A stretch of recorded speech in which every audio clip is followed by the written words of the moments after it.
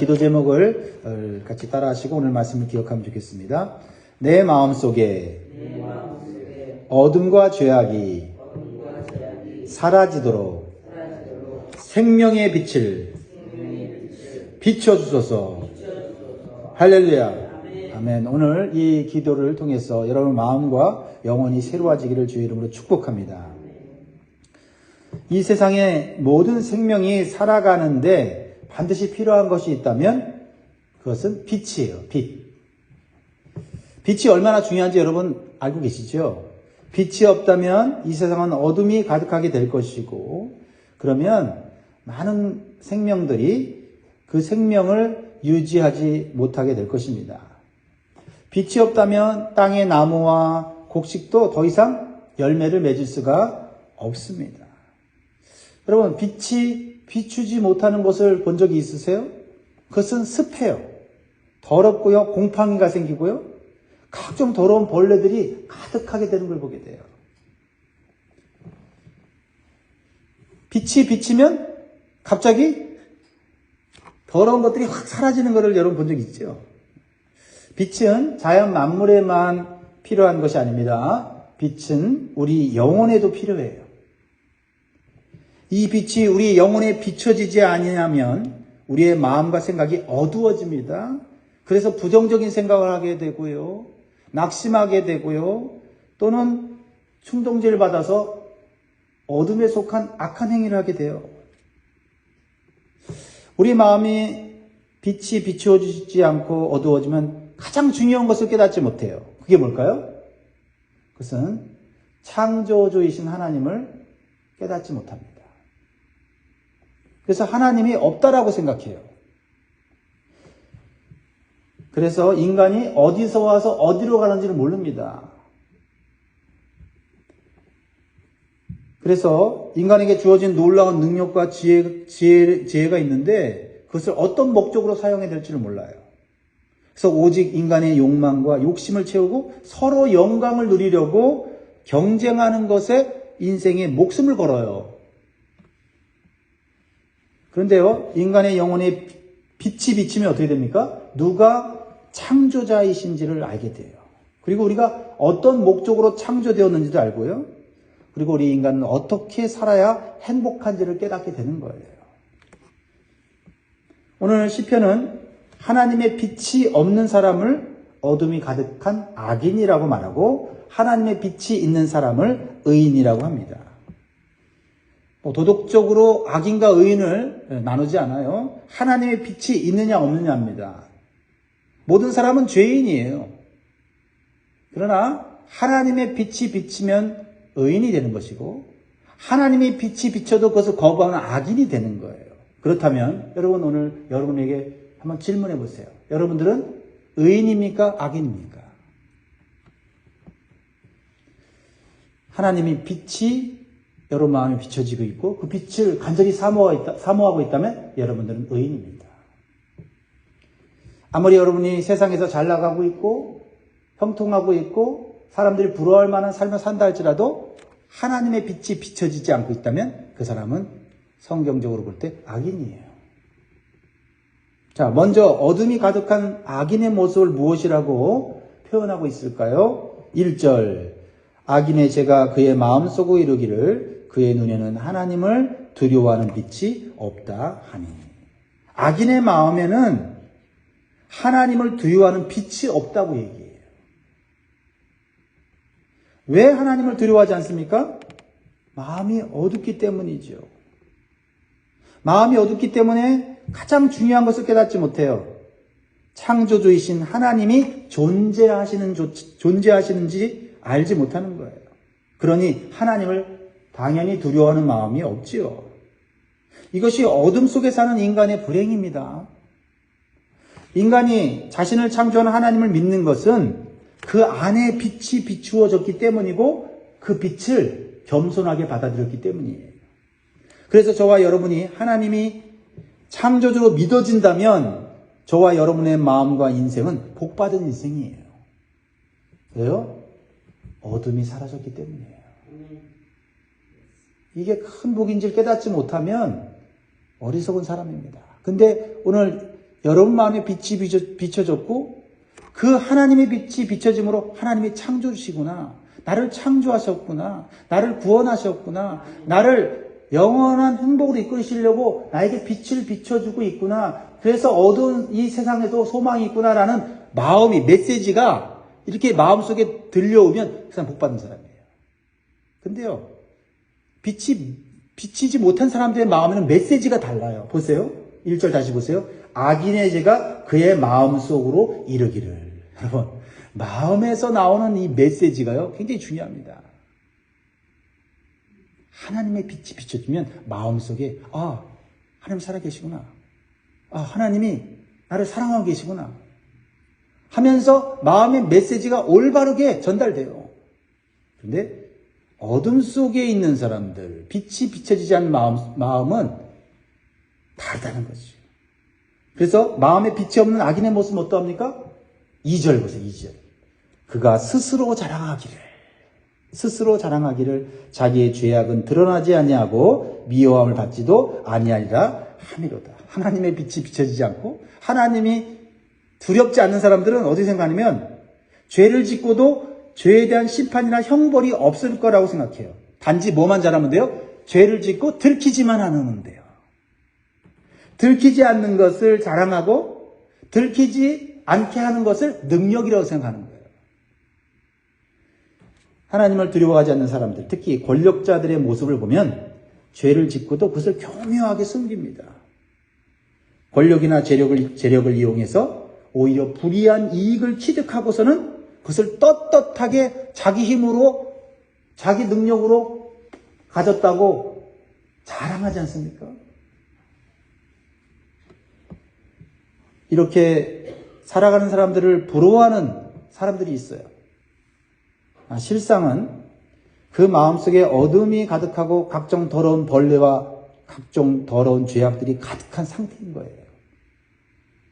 그래서 하나님의 심판을 받을 수밖에 없는 상태인 것입니다. 왜 이 사람들이 이렇게 살아갑니까? 죄에 대해서 반드시 심판하시는 하나님을 두려워하는 빛이 없기 때문에 그래요. 그래서 죄를 짓는데 담대한 것입니다. 그래서 이것을 깨달은 솔로몬이 이렇게 얘기했어요. 솔로몬도 하나님의 빛을 받은 사람이지만 그 마음속에 우상이 들어오고 쾌락이 들어오고 하니까 어두워지니까 각종 죄를 지었지요. 그래서 하나님을 배반하지 않았습니까?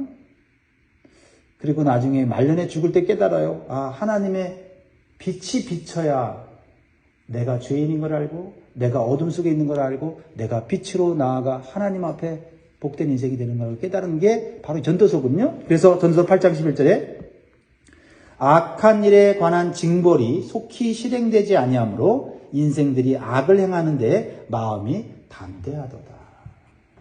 남 얘기하는 거 아니에요. 솔로몬 자기 얘기하는 거예요. 이렇게 죄를 짓는데 누가 막는 자가 없고 징벌하는 자가 없으면 마음이 더욱 담대해져요. 그래서 서서히 다음 단계로 나가게 됩니다.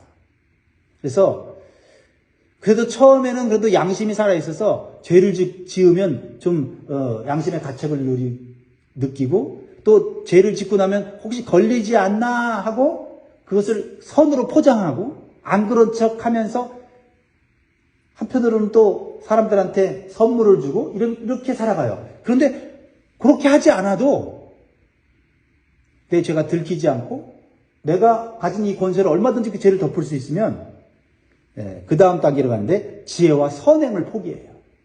그리고 온갖 속임수와 거짓말로 가득한 삶을 사는데 에너지를 몰두하게 되는 거죠. 이것이 어둠 속에서 점점 멸망하는 악인의 모습이에요. 3절 4절 보세요. 여러분 여기까지 나아가면 안 됩니다. 이건 멸망이에요. 같이 있습니다. 시작. 그의 입에서 나오는 말은 죄악과 소금이니라. 그는 지혜와 선행을 그쳤도다. 그는 그의 침상에서 죄악을 꾀하며 스스로 악한 길에 서고 악을 거절하지 아니하는도다. 여러분 이상하지 않습니까? 어떤 악한 권력자를 보면서 야, 저 정도 부정부패 저 정도면 모든 사람이 다 알고 있거든요. 국민들도 다 알고 있는데도 자기는 몰라. 그래서 온갖 법과 힘을 가지고 그걸 덮어버리고 있는 거예요. 멸망의 길로 가는지도 모르고 가는 거지요. 그렇죠? 악한 일을 거절하지 않아요. 그러니까 끝까지 가는 거죠. 그리고요, 마음에 어둠이 가득한 악인은요, 침상에서조차 다음날 행할 죄악을 꿈꾸고 계획해요. 그렇죠? 4절, 그는 그의 침상에서 죄악을 꾀하며. 침상에서 다음날 거짓말로 속이는 수로 큰 돈 벌고 큰 재물을 얻을 수 있다는 그 흥분을 감추지 못해요. 침상에서부터 죄를 계획하는 것입니다. 이러한 인생은 갑자기 하나님의 심판을 받아 인생이 무너지는 것조차 깨닫지 못하는 거죠. 그래서 12절에 이렇게 얘기합니다. 악을 행하는 자들이 거기서 넘어졌으니 엎드러지고 다시 일어날 수 없으리이다. 근데요, 여러분 어떤 사람입니까? 여러분, 비춰지는 하나님의 성도인 줄 믿습니다. 빛이 비춰지는 성도의 침상, 성도의 잠자리는 어떠합니까? 오늘 하루를 되돌아보면서 하나님의 은혜로 산 것을 감사하게 돼요. 감사한 마음이 생겨요. 왜요? 하나님의 빛이 비친 사람은 감사가 나오게 돼 있어요. 그러면서 또 마음속에 하나님에 대한 두려움과 하나님에 대한 죄송한 마음이 떠올라요. 오늘 창조주의 뜻과 목적대로 살지 못한 것이 얼마나 괴로운지, 얼마나 안타까운지 반성하고 회개하는 그런 아름답고 거룩한 시간이 바로 성도의 침상이라는 거죠. 악인의 침상과 달라요. 여러분, 한번 생각해 보세요. 여러분의 침상은 어떤 침상이에요? 하루를 보면서 불평하고 원망하고 오늘도 왜 일이 이렇게 안 됐나? 오늘 내 인생은 왜 이렇게 재수가 없나? 이러면서 내일은 어떻게 살아야 되지 하면서 이렇게 삽니까? 아니면 오늘 하루 정말 내가 힘없고 능력 없었지만 하나님 은혜로 살았구나. 감사하다. 이 정도 산 것도 정말 하나님의 은혜구나.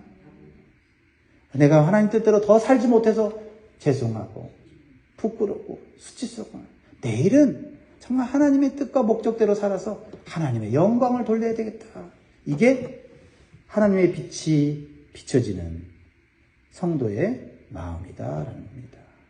지혜와 선행을 따라 살기를 소원하는 마음이 복된 마음이고 영원히 복된 인생이 되는 거예요. 그래서 마음속에 하나님의 빛이 비춰진 사람은요, 작은 죄에도 괴로워해요. 그 마음의 양심이 하나님을 두려워하기 때문에 그렇습니다. 그래서요, 뭘 구하냐면 하나님의 은혜와 인자하심을 간절히 구하게 돼 있는 거예요. 하나님, 내가 하나님 뜻대로 살려고 했지만 잘 안 됐어요. 하나님, 은혜 베풀어 주세요. 하나님, 변함없는 사랑, 인자로 나를 하나님 불쌍히 여겨주세요. 라고 기도하게 되는 거예요. 그래서 오늘 시편 기자인 다윗은 이렇게 기도하잖아요. 악인과는 다른 말을 하잖아요. 5절 6절 여호와여 주의 인자하심이 하늘에 있고 주의 진실하심이 공중에 사무쳤으며 6절 시작 주의 의는 하나님의 산들과 같고 주의 심판은 큰 바다와 같으니이다. 여호와여 주는 사람과 짐승을 구하여 주시나이다. 이렇게 하나님에 대한 인식이 분명하고 하나님의 은혜와 하나님의 인자와 하나님의 긍휼을 구하고자 하는 마음이 있는 거예요. 여기서 6절 마지막에 보면 여호와여 주는 사람과 짐승을 구하여 주시나이다. 이렇게 고백하잖아요. 뭐예요? 하나님은 이 세상의 모든 생명을 주관하시는 분임을 깨닫고 있어요.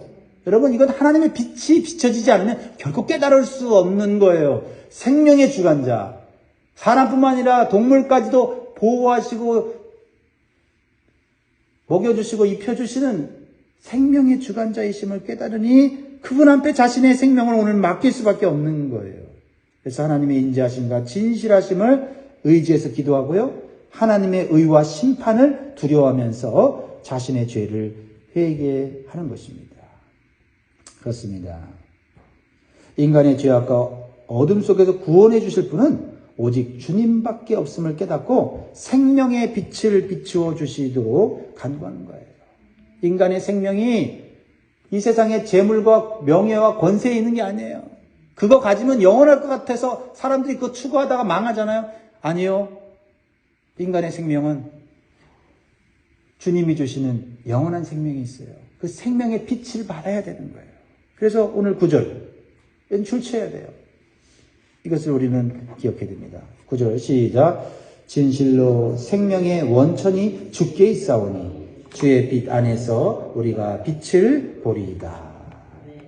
빛을 보리이다. 빛 안에서 그 빛이 주는 생명을 받아야 돼요. 인간은 스스로 하나님의 빛을 볼 수 없어요. 하지만 하나님은 하나님의 아들이신 예수님을 이 땅에 빛으로 보내셔서 우리가 어둠 속에 있다는 것을 깨닫게 하셨어요. 죄악 속에 있다는 걸 깨닫게 하셨어요. 그전에는 몰랐어요. 빛이 비추기 전에는 악인들처럼 하나님 없다. 그래서 하나님 두려워하지 않으니 죄 짓고도 들키지만 않으면 된다. 그리고 교묘하게 죄를 덮어서 어떤 이익을 얻든지 이 세상에서 잘 나가면 된다. 이런 생각을 가지며 살았다는 거죠. 그러나 예수 그리스도의 빛이 비춰주니 내가 어둠 속에 있었고 어둠 속에 방황하고 있었고 삶의 온전한 목적과 방향을 알지 못했다는 걸 깨닫게 돼요. 그래서 요한복음 8장 12절에 예수님이 이렇게 말씀하셨습니다. 예수께서 또 말씀하여 이르시되 나는 세상의 빛이니 나를 따르는 자는 어둠에 다니지 아니하고 생명의 빛을 얻으리라. 정말 예수님은 우리에게 정말 필요한 은혜를 주셨어요. 그래 우리가 필요한 게 빛이에요. 빛. 어둠 속에 살면서 잘 나가봐야 아무 소용 없어요. 어둠 속에서 1등 해봐야 아무 소용 없어요. 빛으로 나아가야 돼요. 마음이 죄악을 사랑하고 교만한 자들은 예수님의 빛이 비추어졌는데도 그것을 일부러 거부하죠. 왜 그래요? 계속 어둠 속에 있기를 원해요. 왜냐하면 그만큼 그동안 죄악과 탐욕의 쾌락에 깊이 빠져 있어서 그 재미가 솔솔한 거예요. 예수님의 빛이 부담스러운 거예요. 이러한 모습이 예수님 당시 타락한 바리새인들과 사두개인들의 모습인 겁니다. 그리고 오늘날 우리 주변에 절대 예수님 믿지 않고 오직 물질과 세상 즐거움을 추구하는 자들의 모습이라는 거예요. 왜 예수님 못 믿는지 아세요? 예수님 빛이 비춰지고 우리를 통해서 빛을 전달해 주는데도 왜 못 믿는지 아세요? 세상 재미, 세상 물질에 빠져있기 때문에 그래요. 어리석은 거죠. 이러한 사람들은 빛이신 예수님 안에서 사는 삶이 얼마나 복되고 풍성한 삶인지 안전한 삶인지 깨닫지 못하는 거예요. 하지만 마음속에 주님의 빛이 비친 사람들은 주님의 날개 아래 피하는 삶이 얼마나 안전하고 보배로운지를 알게 돼요. 그래서 이렇게 기도를 합니다. 7절 하나님이여 주의 인자하심이 어찌 그리 보배로우신지요. 사람들이 주의 날개 그늘 아래 피하나이다.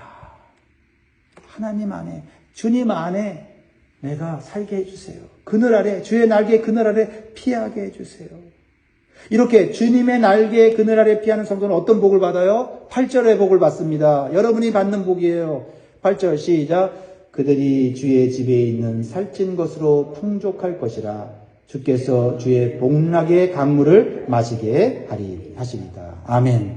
주님의 집에서, 주님의 성전에서, 더 나아가 주님의 집인 저 영원한 천국에서 제공해 주시는 풍족한 것으로 살게 되고 주의 복락을 강물처럼 마시게 될 것이라는 거예요. 이것은 이 땅에서도 가능한 것이지만은 이것은 영원한 천국에서 누리게 될 영생 복락을 의미하는 거예요. 영생 복락. 이 세상에 주는 쾌락이 아니라 하나님이 주시는 즐거움, 영원한 즐거움, 평강의 즐거움이죠. 사랑하는 성도 여러분, 이러한 복된 삶을 사모하는 마음이 생기세요? 그렇다면 여러분 마음에 주님의 빛이 비추고 있는 거예요. 이건 놀라운 복입니다. 혹시 반대로 이 세상에서 하나님을 인정하지도 않고 두려워하지 않으면서도 형통하고 잘 사는 사람들 부럽습니까? 야, 저 사람들 하나님 안 믿는데도 하나님 없다고 말하면서 잘 사네? 부럽다. 그런 마음이 든다면 아직 마음속에 어둠이 남아있는 거예요. 그래서 우리는 날마다 주님의 빛을 우리의 마음속에 비춰주시고 욕심과 교만한 마음을 제거해달라고 그리고 하나님의 변함없는 은혜를 부어주시도록 기도해야 돼요. 기도해야 돼요. 그렇지 못하면 우리 안에도 빛이 들어왔던 우리의 마음에도 어느새 어둠이 들어올 수 있어요. 그래서 다윗은 이렇게 기도하잖아요. 10절에 주를 아는 자들에게 주의 인자하심을 계속 베푸시며 마음이 정직한 자에게 주의 공의를 베푸소서. 주를 아는 자는 뭐예요? 주님이 빛인지라는 걸 아는 거예요. 그런 사람들은 다른 거 구하지 않아요. 나에게 변함없는 사랑, 인자를 베풀어 주세요. 정직한 자에게 공의를 베풀어 주세요. 라고 하면서 하나님이 기뻐하시는 삶을 살기를 소원하는 거예요. 그게 그게 어둠에서 빛으로 나아가는 것이거든요. 그리고 죄악을 멀리하는 삶을 살게 해달라고 기도해요. 11절에 교만한 자의 발이 내게 이르지 못하게 하시며 악인들의 손이 나를 쫓아내지 못하게 하소서. 말씀을 맺겠습니다. 우리도 다윗과 같은 기도를 해야 합니다. 어둠이 물러가고 빛 가운데 살게 해달라고. 그 빛 가운데서 누리는 참된 기쁨과 즐거움을 누리며 살게 해달라고 기도해야 돼요. 그리고 더 나아가 주님이 주신 목적대로 이 세상에 사는 동안 어둠 속에 사는 자들에게 생명의 빛을 비추며 사는 복된 삶을 살아야 될 것을 우리는 결단해야 될 줄 믿습니다. 오늘 기도를 기억하세요. 내 마음속에 어둠과 죄악이 사라지도록 생명의 빛을 비춰 주소서. 기도하겠습니다.